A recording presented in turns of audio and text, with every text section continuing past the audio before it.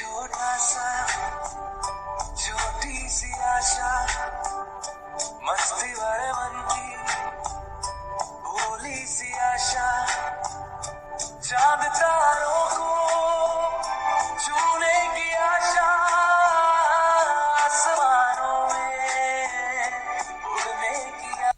बिस्मिल्लाहिर्रहमानिर्रहीम। अस्सलाम वालेकुम फ्रेंड्स, आई होप आप लोगों को मेरी पहले वाली वीडियो 5 एक्सरसाइज 1.4 का जो सोल्यूशन मैंने अपलोड किया था वो आप लोगों को उसकी समझ आई होगी और आप लोगों ने इसको लाइक किया होगा। आज हमारा टॉपिक जो है वो एक्सरसाइज 1.4 का सोल्यूशन जो क्वेश्चन नंबर 4 से स्टार्ट होगा। लेकिन इससे पहले अगर आप लोग मेरे चैनल पे न्यू हैं तो लाइक करें, सब्सक्राइब करें, साथ ही बेल आइकन पर क्लिक कर दें ताकि नई आने वाली हर वीडियो का नोटिफिकेशन आप लोगों को मिलता रहे। हमारे चैप्टर का नेम मैट्रिसेस एंड डिटरमिनेंट्स है और क्वेश्चन नंबर 4 में हमने क्या फाइंड आउट करना है, मल्टीप्लिकेशन ऑफ मैट्रिसेस। सेम वही प्रोसीजर है जैसे हमने क्वेश्चन नंबर 3 में देखा था, क्वेश्चन नंबर 2 में देखा था। मल्टीप्लिकेशन करनी होती है हमने मैट्रिक्स की और उसकी डेफिनेशन भी मैंने एक्सप्लेन की थी। अगर आप लोगों ने मेरी वीडियो वो नहीं देखी तो प्लीज़ उस वीडियो को ज़रूर देखिएगा। चलिए हम स्टार्ट करते हैं कि उसमें मैंने बताया था कि सबसे पहले हमने क्या चेक करना होता है, मैट्रिक्स का ऑर्डर चेक करना होता है और कि क्या वो उनका ऑर्डर जो हमारे बाय डेफिनेशन के हिसाब से कंप्लीट हो रहा है तो उनकी मल्टीप्लिकेशन मैट्रिक्स की हो सकेगी। अगर नहीं हो रहा तो फिर वो मैट्रिक्स आपस में मल्टीप्लिकेशन नहीं हो सकेंगे। ठीक है, मैंने क्वेश्चन नंबर 4 के 2 से 3 जूज ले लिए, एक मैंने डी जूज लिया, एक ई लिया और एक ए जूज लिया है। तकरीबन ए और ई जो जुज है वो पहले जो आपने क्वेश्चन नंबर 3 देखा है सेम वैसे ही है। डी में थोड़ी सी चेंजिंग है इस डिवीजन की वजह से। देखें 5 के बाद जो हमें कर्सर है 5 के बाद स्लैश दी हुई है और फिर 2 है। स्लैश का मतलब है कि डिवीजन है, बस इसकी एक एलिमेंट में थोड़ी सी चेंजिंग है। तरीका वही है, मेथड वही है मल्टीप्लिकेशन का। ठीक है, सिर्फ एलिमेंट्स में थोड़ी सी चेंजिंग आई है तो मैं वो मैट्रिक्स को आज इस जुज को आज हल कर देती हूँ ताकि जो है इसमें अगर थोड़ी सी चेंजिंग है उसकी भी आप लोगों को समझ आ सके। और ये वो वाले जुज हैं जो आपके स्मार्ट सिलेबस में गवर्नमेंट ने बताए हैं। तो अब मैं कोशिश किया करती हूँ कि सवाल तो मैं सारे हल करती हूँ आपकी एक्सरसाइज के। ठीक है, मतलब जैसे क्वेश्चन में 1 है, 2 है, 3 4 जितने भी आप लोगों को क्वेश्चन दिए हैं उनके जुज मैं वो वाले हल कर देती हूँ कि जो स्मार्ट सिलेबस में भी आ रहे होते हैं और इसके अलावा भी एक्स्ट्रा हल कर देती हूँ ताकि आप लोगों को एक्सरसाइज की कंप्लीट समझ आ जाया करे। ठीक है, ताकि आपकी डेफिनेशन भी इसके अंदर ही कंप्लीट हो जाया करे। ठीक है, चलिए हम अपना लेक्चर जो है स्टार्ट करते हैं। मैंने क्वेश्चन नंबर 4 जो है उसका कौन सा जूस ले रही हूँ, उसका मैं जूस ले रही हूँ, मैं मार्क कर देती हूँ यहाँ पे, ये डी जूस ले रही हूँ जिसमें हमें 2 मैट्रिक्स दिए हुए हैं। ई में भी हमें 2 मैट्रिक्स दिए हुए हैं। ठीक है, और ए में भी हमें 2 मैट्रिक्स दिए हुए हैं। ठीक है, लेकिन मैं हल कौन सा कर रही हूँ, डी वाला हल कर रही हूँ। कौन से वाला, डी वाला। बाकी की तो सेम है। अगर ई वाला जूस लेंगे तो 0 एलिमेंट्स फर्स्ट के एलिमेंट्स जो हैं वो सेकंड के मैट्रिक्स से एलिमेंट्स से मल्टीप्लाई होंगे। जैसे 0 है तो 0 से कोई भी एलिमेंट्स मल्टीप्लाई होगा तो वो 0 ही हो जाएगा। ठीक है, और ए में हमारे पास क्या है, इसमें पहले 2 कॉलम है और उसमें 2 रोज हैं। तो हमने क्या करना होता है, हमने यही तो ऑर्डर चेक करना होता है कि हमारा क्या होता है कि ऑर्डर सेम है तो मल्टीप्लिकेशन हो सकती है। मतलब हमारी डेफिनेशन में यही था मैट्रिक्स का कि फर्स्ट के कॉलम होने चाहिए और सेकंड की रो भी होने चाहिए, इक्वल होने चाहिए तो मल्टीप्लिकेशन हो सकेगी, वरना नहीं हो सकेगी। ठीक है, तो ए और ई का तो सेम वही तरीका है जैसे पहले मैंने किया। अब मैं ई का हल कर देती हूँ। इसका भी मैथड तो सेम ही है, जस्ट हमने क्या देखना है कि ये डिवीजन जो आई है इसको हम कैसे हल करेंगे। ठीक है, जो है क्वेश्चन नंबर जूज नंबर डी का सोल्यूशन देखते हैं। ठीक है, आप लोगों को पता होता है कि हमने पहले एलिमेंट्स के साथ मल्टीप्लाई करना होता है। जैसे कि मेरे फर्स्ट मैट्रिक्स का पहला जो है रो एलिमेंट्स है वो 8 है, मल्टीप्लिकेशन 2, सेकंड मैट्रिक्स का पहला एलिमेंट्स 2 है। ठीक है, बीच में हमने क्या यूज़ करना होता है, प्लस। ये आप लोगों ने याद रखना होता है कि जब भी हम एलिमेंट्स को आपस में मल्टीप्लाई कर रहे होते हैं तो फर्स्ट एलिमेंट्स को मल्टीप्लाई करने के बाद सेकंड एलिमेंट्स को जब हम मल्टीप्लाई करने लगते हैं तो उससे पहले हम क्या यूज़ करते हैं। और सेकंड एलिमेंट हमारा कौन सा है, सेकंड एलिमेंट हमारा है 5, हमारी जो है फर्स्ट मैट्रिक्स का। ठीक है, और हमारा जो है मल्टीप्लिकेशन हो जाएगी किससे, सेकंड एलिमेंट से जो सेकंड मैट्रिक्स का है। और सेकंड एलिमेंट हमारा क्या है, वो है -5 डिवीजन 2। ठीक है, सॉरी ये पहले हमारी मल्टीप्लिकेशन कंप्लीट होगी इसके साथ, मल्टीप्लिकेशन -4 के साथ, क्योंकि हमने पहले जो है देखना होता है कि हमारी पहली रो के एलिमेंट्स देखने होते हैं। ठीक है, मल्टीप्लाई करते हुए पहले तो ऑर्डर चेक करते होते हैं ना कि मल्टीप्लिकेशन हो सकती है या नहीं हो सकती। लेकिन जब हम मल्टीप्लाई कर रहे होते हैं तो हमारी रो होती है फर्स्ट मैट्रिक्स, ठीक है, और सेकंड का कॉलम होता है, ठीक है, यानी कि सेकंड के कॉलम से मल्टीप्लाई करनी होती है और फर्स्ट के रो से। तो देखें रो का हमारा क्या है 8 है, इसका 2 है सेकंड का, इसका 5 है सेकंड एलिमेंट, इसका -4 है, ठीक है, यानी कि पहली रो की मल्टीप्लिकेशन होगी पहले कॉलम से। अब सेकंड से भी होगी, यही बताया था आप लोगों को, ठीक है। तो अब सेकंड से मैं मल्टीप्लाई करती हूँ इसको, क्योंकि रो में हमने देखना होता है कि पहले मैट्रिक्स से भी उसने मल्टीप्लाई, पहले कॉलम से भी उसने मल्टीप्लाई होना होता है और सेकंड कॉलम से भी मल्टीप्लाई होना होता है अगर कॉलम की तादाद ज़्यादा हो सेकंड मैट्रिक्स की, ठीक है। अच्छा, अब 8 को मैं मल्टीप्लाई करूँगी किससे, 8 मेरा किधर है, 8 मल्टीप्लाई -5 टू -5 डिवीजन 2, ठीक है, क्योंकि रो का पहला एलिमेंट्स 8 है और कॉलम का पहला एलिमेंट्स क्या है -5/2, यानी कि सेकंड अब जो है हम उससे मल्टीप्लाई कर रहे हैं मैट्रिक्स से, ठीक है। बीच में क्या है प्लस है और फिर 5 मल्टीप्लाई हो जाएगा किससे, 4 से, ठीक है। अब मैं जो है सेकंड रो पे आती हूँ। सेकंड इसी तरह जैसे हमने फर्स्ट रो की मल्टीप्लिकेशन की है, सेकंड की भी ऐसे ही मल्टीप्लिकेशन करेंगे। 6 को मैंने मल्टीप्लाई किया 2 के साथ, ठीक है, बीच में क्या है प्लस, फिर 4 को मैंने मल्टीप्लाई किया -4 के साथ, ठीक है। अच्छा, फिर उसके बाद मेरे पास है, आप इसको स्मॉल ब्रैकेट में भी लिख सकते हैं जो -4 मैंने लिखा है, ना लिखें तो कोई इशू नहीं है क्योंकि यहाँ पे कोई प्लस नहीं है, नेगेटिव नहीं है, बीच में ज़रा है, ठीक है। अच्छा, उसके बाद मेरे पास क्या है, अब 6 को मैं सेकंड मैट्रिक्स से भी मल्टीप्लाई करूँगी, सेकंड कॉलम से भी मल्टीप्लाई करूँगी। 6 से मल्टीप्लिकेशन -5 डिवीजन 2, ठीक है। इस तरह फिर बीच में हमारी प्लस होती है और फिर हमारा क्या है 4 को मल्टीप्लाई कर दिया 4 के साथ, ठीक है। ये हमारी क्या हो गई, मल्टीप्लिकेशन हो गई है। अब जो है हम इसको मैट्रिक्स में कन्वर्ट कर देती हूँ, फिर हम इसका आंसर निकाल लेते हैं।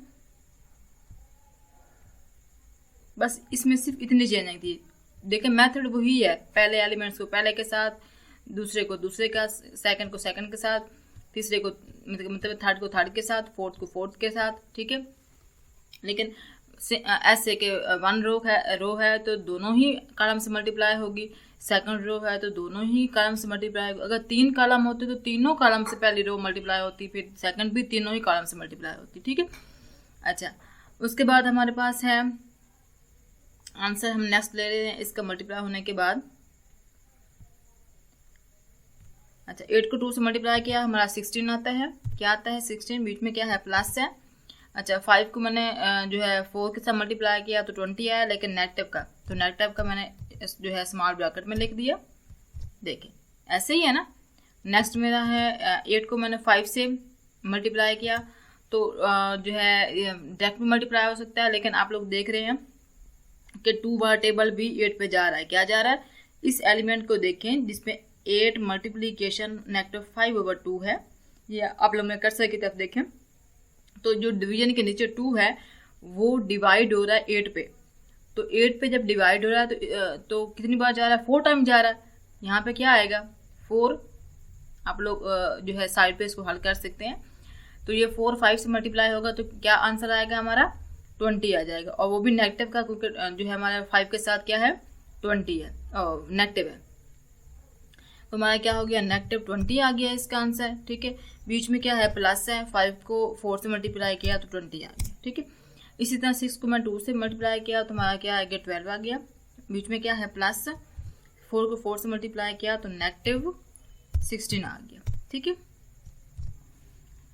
नेक्स्ट हमने फिर 6 को 5 से मल्टीप्लाई किया, इस वाले को जैसे मैंने 8 के साथ प्रोसीजर किया था, इसको भी 6 को भी ऐसा ही करूँगी। 2 whatever 6 पे क्या हो रहा है डिवाइड हो रहा है, 5 पे भी डिवाइड हो रहा है, लेकिन 6 पे 3 टाइम डिवाइड हो रहा है, 5 पे कंप्लीट डिवाइड नहीं होता।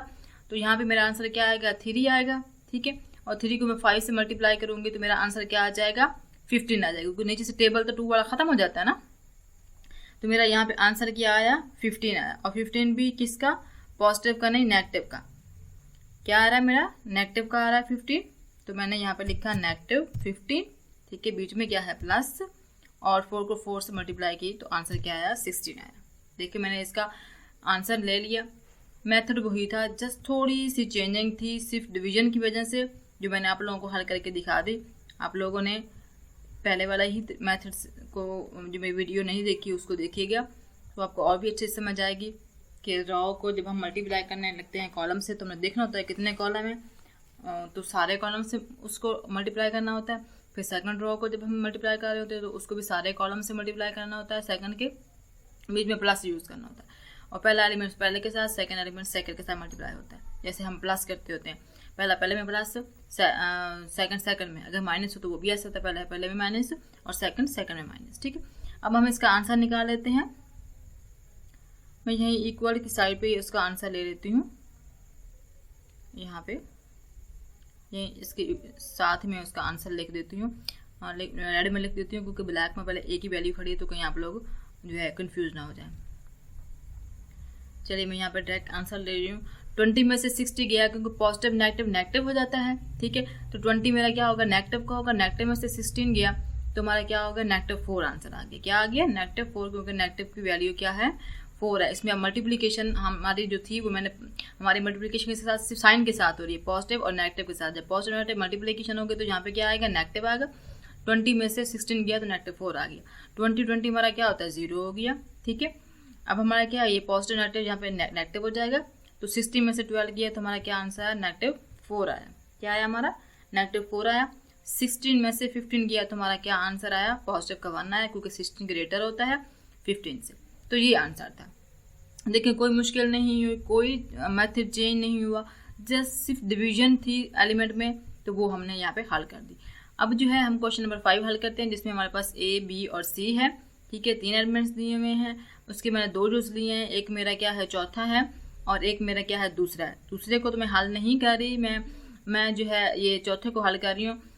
मेथड तो सेम ही है कि दूसरा जो है उसकी मल्टीप्लिकेशन जैसे हो रही है, पहले BC की मल्टीप्लिकेशन होगी, फिर जो आंसर आएगा फिर A के साथ मल्टीप्लिकेशन होगी।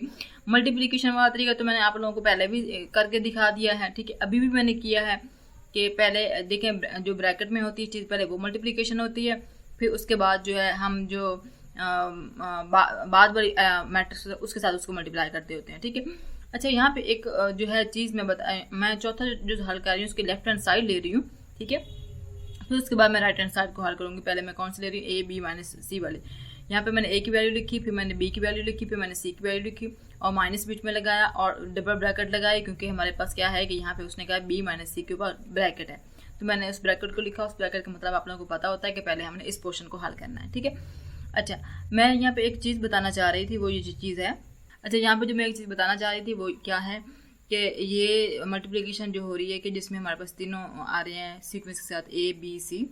ठीक है, यानी कि A बाहर है, B और C मल्टीप्लिकेशन हो रही है, यानी कि B और C का जो है मैट्रिक्स मल्टीप्लाई हो रहा है, फिर A के साथ होगा इज इक्वल टू। देखिए पहले B और C आपस में मल्टीप्लाई हो रहे थे, अब A और B मल्टीप्लिकेशन हो रही है उनकी, और C हमारा क्या है बाहर है ब्रैकेट, यानी कि C की मल्टीप्लिकेशन बाद में होगी, A B की पहले होगी। तो इसको क्या कहते हैं, एसोसिएटिव लॉ कहते हैं। क्या कहते हैं इसको, एसोसिएटिव लॉ कहते हैं, ये प्रॉपर्टीज जो होती है हमारी। ठीक है, अच्छा और पहली वाली ये जो चौथे यूज़ किया है उसमें क्या है कि A B - C सीक्वेंस के साथ A भी है, B भी है, C भी है। ठीक है, अच्छा तो B माइनस कर रहा है C is equal to A और B मल्टीप्लाई हो रहे हैं, फिर माइनस A और C मल्टीप्लाई हो रहे हैं, यानी कि A दोनों के साथ फिर सेपरेट में मल्टीप्लाई हो रहा है। तो इसको क्या कहते हैं, डिस्ट्रीब्यूटिव लॉ कहते हैं। अगर बीच में प्लस हो जाए, यहाँ भी प्लस हो जाए और यहाँ भी प्लस हो जाए, मैं कसर की तरफ देखें तो क्या हो जाएगा, फिर अंदर A B मल्टीप्लाई होंगे और बीच में क्या आएगा प्लस, फिर A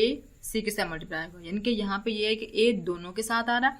और मल्टीप्लिकेशन में क्या है कि पहले B C जो है मल्टीप्लाई हो रहे हैं, A वैसे है हमारा बैर की तरफ है। ठीक है, इनके बाद में मल्टीप्लाई हो रहा है, और इक्वल की साइड पे क्या है कि A पहले B के साथ मल्टीप्लाई हो रहा है और C हमारा वैसे है। ठीक है, तो ये प्रॉपर्टीज आप लोगों ने लर्न करनी है, याद रखनी है, आप लोगों ने ज़बानी याद रखनी है कि हो सकता है वो आप लोगों से ये कह दें कि एसोसिएटिव मैट्रिक्स की वैल्यू दे के जस्ट आप लोगों से ये कह दें कि एसोसिएटिव लॉ प्रूव करें, तो ये स्टेटमेंट आप लोगों को खुद आनी चाहिए। ठीक है, और डिस्ट्रीब्यूटिव लॉ के लिए भी ऐसे कह सकते हैं, तो आप लोगों को ये स्टेटमेंट ज़बानी याद हो, पॉजिटिव के साथ के हिसाब से नेगेटिव के साथ। चलिए मैंने लेफ्ट हैंड साइड ले ली है। ठीक है, उनके मैट्रिक्स लिख लिए। पहले आप लोगों को पता है कि हमने क्या करनी है, नेगेटिव करना है, जो ब्रैकेट हमारी स्मॉल वाली ब्रैकेट है उस वाले पोर्शन को हमने हल करना है। सिंपल सा है, हमें पता है कि हम जो है उसकी नेगेटिव कैसे करते हैं, पहले एलिमेंट्स को पहले एलिमेंट से माइनस कर देते होते हैं। देखिए 1 को मैंने माइनस किया 2 में से। ठीक है, इसी तरह हमारी ये मल्टीप्लिकेशन नहीं है कि हमें प्लस लगाना पड़े और हमें कॉलम के हिसाब से देखना पड़े माइनस करते हुए, ठीक है, नहीं, हमने ऐसे फर्स्ट से सेकंड को सेकंड से 2 माइनस 1, ठीक है। देखें मैंने पहली रो ली तो इधर से भी मैंने पहली रो ली, अब मैं सेकंड रो ले रही हूँ तो सेकंड की भी मैं रो ले रही हूँ, ठीक है। कॉलम नहीं लिया, कॉलम सिर्फ मल्टीप्लिकेशन में लेते होते हैं, ये इसमें डिफरेंस है। अच्छा, चाहे पॉजिटिव हो चाहे नेगेटिव हो। अच्छा, -3, फिर हमने क्या किया, नेगेटिव लगाया और -1 हो गया, ठीक है। और फिर -5, -3, ये बीच में जो नेगेटिव आ रही होती है, जो हमारे ये बीच में नेगेटिव दी हुई है, हमने वो लिखनी होती है। एक तो एलिमेंट के साथ अगर है तो वो लिखनी होती है, एक हमने वो लिखनी होती है जो हमें गिवन है नेगेटिव मैट्रिक्स के बीच में, ठीक है। तो ये देखें हमारी नेगेटिव हमने कर लिया इसको, ठीक है। और साथ हमारे पास किसका मैट्रिक्स आ रहा है, साथ हमारे पास ए का मैट्रिक्स आ रहा है जो बैक हमारा है, ठीक है। ये उसकी वैल्यू क्या है, 2 0, ठीक है। तो ये हमारे पास आ गया। जब हम इसकी नेगेटिव कर लेंगे फिर इन दोनों को क्या कर देना है, लास्ट में मल्टीप्लाई कर देना है, बस इतना सा काम था हमारा। ये यकीन है कि आप लोग जो है तवज्जो के साथ सुना करेंगे, कोई साथ बातें नहीं करेंगे, कुछ और नहीं देखेंगे, तो आप लोगों के लिए कोई मुश्किल नहीं होगा अपने पेपर को तैयार करना। 2 में से 1 गया, -1 आया, ठीक है। 2 में से 1 गया, 1 आया। -3 और -1, आप लोगों को पता है दो नेगेटिव के साइन हो तो पॉजिटिव एलिमेंट्स आपस में क्या हो जाते हैं, ऐड हो जाते हैं। साइन हमारा क्या आता है, नेगेटिव का आता है, ठीक है। तो -8 हो गया ये, ठीक है। ये हमारे पास नेगेटिव की वैल्यू आ गई, ओके। वो हमारी जो हमने माइनस किया था मैट्रिक्स को, वो आंसर आ गया। अब हमने क्या करना है, मल्टीप्लाई करना है। मल्टीप्लिकेशन में आप लोगों को पता होता है कि हमने फर्स्ट की रो लेनी थी और सेकंड का कॉलम लेना होता है। क्या लेना होता है, फर्स्ट की रो और सेकंड का कॉलम, लेकिन ऑर्डर चेक होना होता है क्या ऑर्डर सेम है, कि यानी कि पहले के कॉलम होने चाहिए और सेकंड की रो होनी चाहिए, तो तब जो है हमारा वो प्रूव होता है कि ये मल्टीप्लिकेशन हो सकते हैं। लेकिन पहले के दो कॉलम है और सेकंड की 2 रोज है, इसका मतलब ऑर्डर कंप्लीट हो गया मल्टीप्लिकेशन का। अब हम मल्टीप्लिकेशन कर रहे हैं। मल्टीप्लिकेशन में हमारे क्या है, पहले की रो आ रही है और सेकंड का कॉलम आ रहा है। देखिए मैं यहाँ पे मार्क कर देती हूँ, फर्स्ट की रो, पहले की रो और सेकंड का कॉलम मल्टीप्लाई करते हुए। चले हम अब इसको मल्टीप्लाई कर रहे हैं। -1 मल्टीप्लाई -1, बीच में क्या होता है प्लस, फिर 3 मल्टीप्लाई -4। इसी तरह आप सेकंड कॉलम से भी इसी रो की मल्टीप्लिकेशन करेंगे, -1 मल्टीप्लाई 1, बीच में क्या होता है प्लस, 3 मल्टीप्लाई 8, इस तरह 2 मल्टीप्लाई -1, बीच में क्या है प्लस, फिर 0 मल्टीप्लिकेशन -4, ठीक है। अब 2 को मल्टीप्लाई कर दिया हमने 1 के साथ, बीच में प्लस, फिर 0 मल्टीप्लिकेशन -8। देखिए सिंपल सी मल्टीप्लिकेशन थी जैसे हमने पहले करते होते हैं, वैसे ही हमने मल्टीप्लिकेशन की है। यानी कि फर्स्ट रो को पहले दोनों कॉलम से मल्टीप्लाई कर दिया और सेकंड रो को भी दोनों कॉलम से मैंने मल्टीप्लाई कर दिया, ठीक है। अब हम इसका आंसर निकाल देते हैं। तो ये हमारा क्या था, प्रूफ था।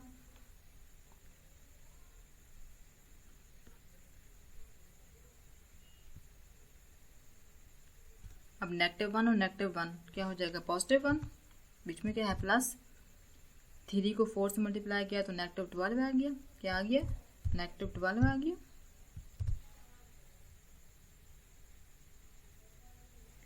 और फिर नेक्स्ट हमने मल्टीप्लाई किया 1 को 1 से तो -1 आ गया। और बीच में हमारा क्या है, प्लस है। 8 को 3 से मल्टीप्लाई किया 24 आ गया। 2 को 1 से मल्टीप्लाई किया, -1 से -2 आ गया। बीच में क्या है, प्लस है, 0 आंसर आएगा। 2 को 1 से मल्टीप्लाई किया तो 2 आ गया और बीच में हमारा प्लस है और फिर 0 आ गया। देखिए हमारा ये आंसर आ गया। -12 में से हमारा 1 जाएगा तो -11 हो जाएगा, क्योंकि पॉजिटिव नेगेटिव हो जाती है।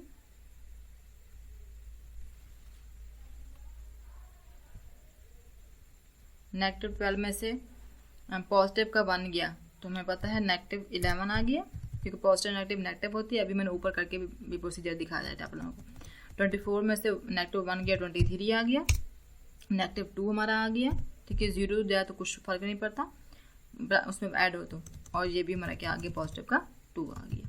ये देखें, ये सिंपल से हमारी मल्टीप्लिकेशन थी जैसे आप लोगों ने पहले की थी, बस थोड़ी सी चेंजिंग थी इसमें कि मल्टीप्लिकेशन बाद में होनी है, पहले क्या होनी है, नेगेटिव होना है, ठीक है।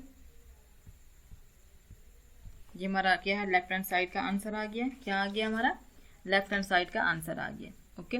अब हमने क्या लेना है, राइट हैंड साइड का आंसर लेना है। यहाँ पे शायद देखते हैं कि हमने कहीं कोई जो है मिस्टेक तो नहीं कर दी। हमारा आंसर आ रहा है यहाँ पे 23 हमने लिया है। शायद देखें हमने कोई वो उसमें ना कर दी हो, कोई मिस्टेक ना कर दी हो। यहाँ पे हम देख लेते हैं 24 में से -1 गया, 23 आता है, लेकिन एक मिनट हम ऊपर देखते हैं कहीं कोई है तो नहीं चेंजिंग, कहीं हमने वैल्यू गलत तो नहीं कर दी।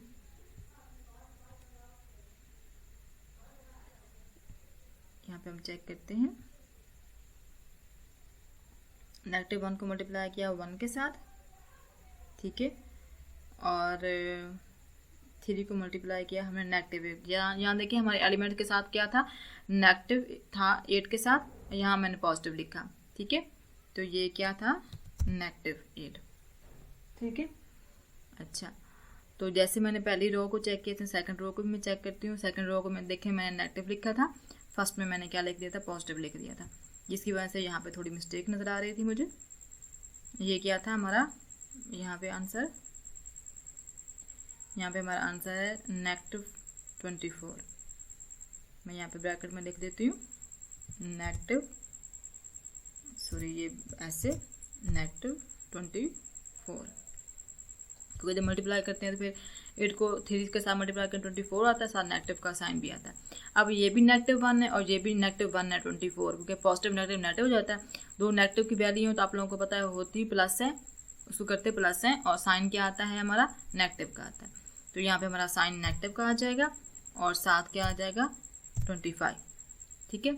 तो ये आंसर है। इसी तरह हमने राइट हैंड साइड का आंसर निकालना है, उसका मैं यहाँ पे लिख देती हूँ। सिंपल सा तरीका है, आप लोग मुझे यकीन नहीं कर लेंगे कैसे।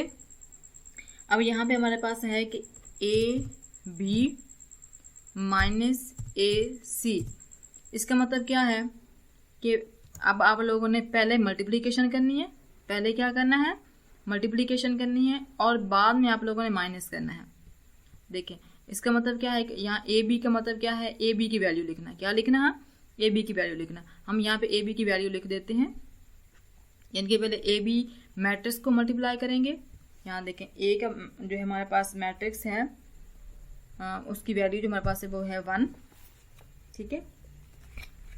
A की वैल्यू हमारे पास क्या है, -1, और साथ क्या है 3 है, और 2 0, ये मेरे पास A मैट्रिक्स की वैल्यू है, ठीक है।